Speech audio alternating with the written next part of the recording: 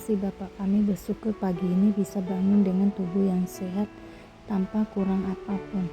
Sebelum kami melakukan aktivitas hari ini, kami rindu untuk membaca Alkitab Tuhan, untuk melandasi hidup kami dengan kebenaran-Mu. Oleh sebab itu, kami semakin hari semakin berkenan di hadapan-Mu Tuhan. Urapilah setiap kami Tuhan, di dalam nama Tuhan Yesus. Haleluya. Amin. Amin. Ayub 20. Pendapat Jofar bahwa sesudah kemujuran sebentar, orang fasik akan binasa. Maka Jofar orang Naamah menjawab, oleh sebab itulah pikiran-pikiranku mendorong aku menjawab, karena hatiku tidak sabar lagi. Ku dengar teguran yang menghina aku, tetapi yang menjawab aku ialah akal budi yang tidak berpengertian. Bagaikan impian ia melayang hilang tak berbekas, lenyap bagaikan penglihatan waktu malam. Ia tidak lagi tampak pada mata yang melihatnya, dan tempat kediamannya tidak melihatnya lagi. Anak-anaknya harus mencari belas kasihan orang miskin, dan tangannya sendiri harus mengembalikan kekayaannya. Tulang-tulangnya boleh penuh tenaga orang muda, tetapi tenaga itu pun akan membaringkan diri bersama dia dalam debu. Sesungguh pun kejahatan manis rasa di dalam mulutnya, sekalipun ia menyembunyikannya di bawah lidahnya, menikmatinya serta tidak melepaskannya dan menahannya pada langit-langitnya. Namun berubah juga makanannya di dalam perutnya, menjadi bisa ular tedung di dalamnya. Harta benda ditelannya, tetapi dimuntahkannya lagi. Allah yang mengeluarkannya dari dalam perutnya. Bisa ular tedung akan diisapnya, ia akan dibunuh oleh lidah ular. Ia tidak boleh melihat batang-batang air dan sungai-sungai yang mengalirkan madu dan dadi. Ia harus mengembalikan apa yang diperolehnya dan tidak mengecapnya. Ia tidak menikmati kekayaan hasil dagangannya, karena ia telah menghancurkan orang miskin dan meninggalkan mereka terlantar. Ia merampas rumah yang tidak dibangunnya. Sesungguhnya ia tidak mengenal ketenangan dalam batinnya, dan ia tidak akan terluput dengan membawa harta bendanya. Suatu pun tidak luput daripada rahapnya. Itulah sebabnya kemujurannya tidak kekal. Dalam kemewahannya yang berlimpah-limpah ia penuh khawatir. Ia ditimpa kesusahan dengan semangat dahsyatnya. Untuk mengisi perutnya, Allah melepaskan ke atasnya murkanya yang menyala-nyala dan menghujankan itu kepadanya sebagai makanannya. Ia dapat meluputkan diri terhadap senjata besi, namun panah tembaga menembus dia. Anak panah itu tercabut dan keluar dari punggungnya. Mata panah yang berkilat itu keluar dari empedunya. Ia menjadi ngeri. Kegelapan semata-mata terjadi bagi dia. Api yang tidak ditiup memakan dia dan menghabiskan apa yang tersisa dalam kemahnya. Angin menyekapkan kesalahannya dan bumi bangkit melawan dia. Hasil usahanya yang ada di rumahnya diangkut. Semuanya habis pada hari murkanya. Itulah ganjaran Allah bagi orang fasik, milik pusaka yang dijanjikan Allah kepadanya. 21. Pendapat Ayub bahwa kemujuran orang fasik kelihatannya tahan lama. Tetapi Ayub menjawab, dengarkanlah baik-baik perkataanku dan biarlah itu menjadi penghiburanmu. Bersabarlah dengan aku akan berbicara. Sehabis bicaraku, bolehlah kamu mengejek. Kepada manusiakah keluhanku tertuju? Mengapa aku tidak boleh kesal hati? Berpalinglah kepadaku, maka kamu akan tercengang dan menutup mulutmu dengan tangan. Kalau aku memikirkannya, aku menjadi takut dan gemetarlah tubuhku. Mengapa orang fasik tetap hidup menjadi tua, bahkan menjadi bertambah kuat? Keturunan mereka tetap bersama mereka, dan anak cucu diperhatikan mereka. Rumah-rumah mereka aman, tak ada ketakutan. Pentung Allah tidak menimpa mereka. Lembu jantan mereka memacak dan tidak gagal. Lembu betina mereka beranak dan tidak keguguran. Kanak-kanak mereka dibiarkan keluar seperti kambing domba. Anak-anak mereka melompat-lompat. Mereka bernyanyi-nyanyi dengan iringan rebana dan kecapi, dan bersukaria menurut lagu seruling. Mereka menghabiskan hari-hari mereka dalam kemujuran.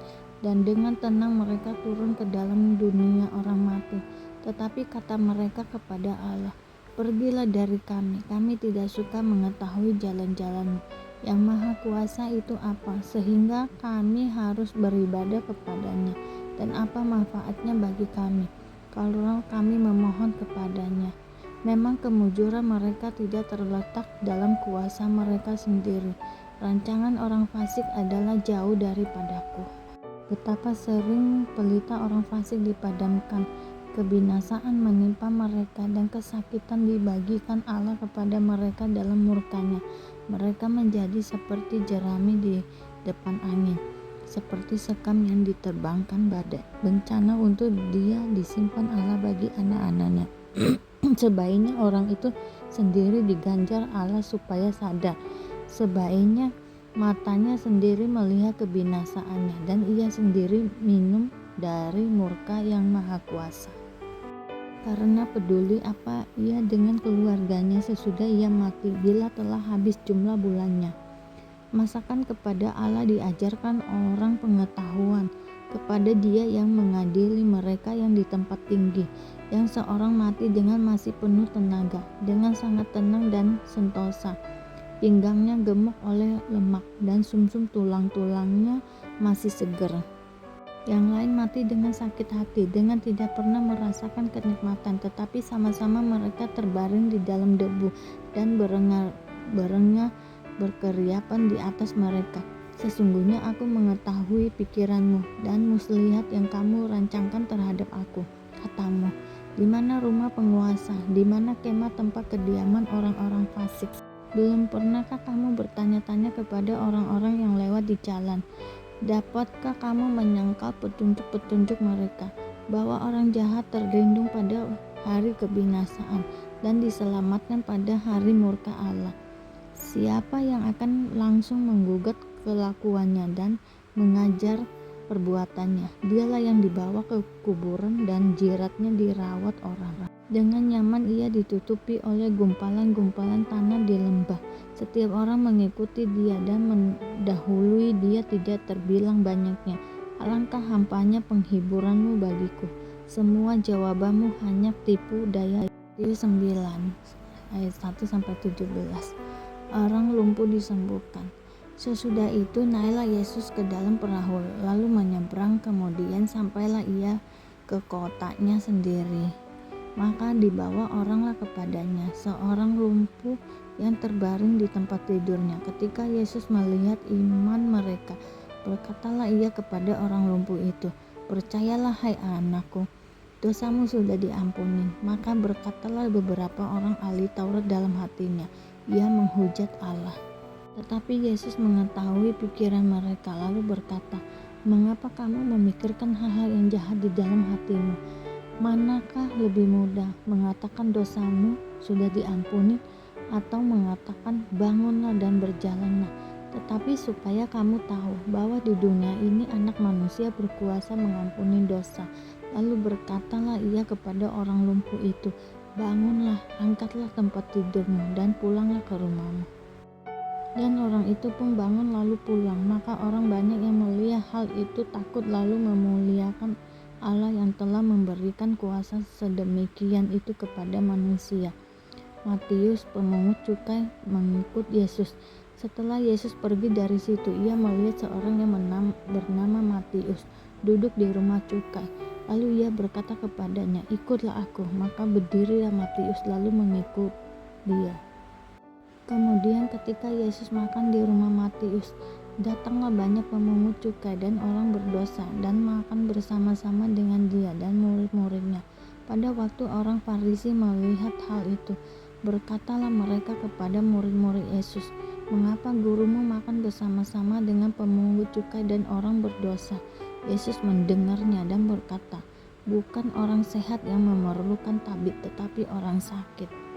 Jadi pergilah dan pelajarilah arti firman ini. Yang ku kehendaki ialah belas kasihan dan bukan persembahan, karena aku datang bukan untuk memanggil orang benar, melainkan orang berdosa, hal berpuasa." Kemudian datanglah murid-murid Yohanes kepada Yesus dan berkata, "Mengapa kami dan orang Farisi berpuasa, tetapi murid-muridmu tidak. Jawab Yesus kepada mereka, dapatkah sahabat-sahabat mempelai laki-laki berduka cita selama mempelai itu bersama mereka? Tetapi waktunya akan datang mempelai itu diambil dari mereka, dan pada waktu itulah mereka akan berpuasa.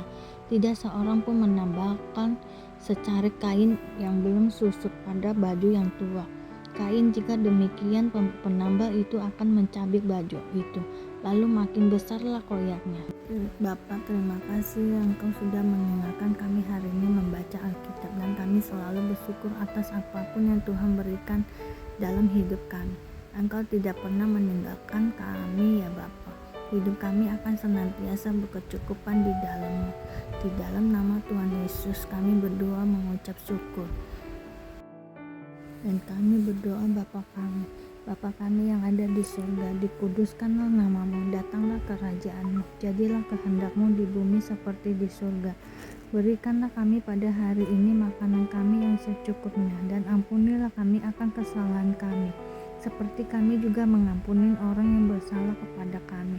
Dan janganlah membawa kami ke dalam percobaan, tetapi lepaskanlah kami daripada yang jahat, karena Engkaulah yang punya kerajaan dan kuasa dan kemuliaan sampai selama-lamanya.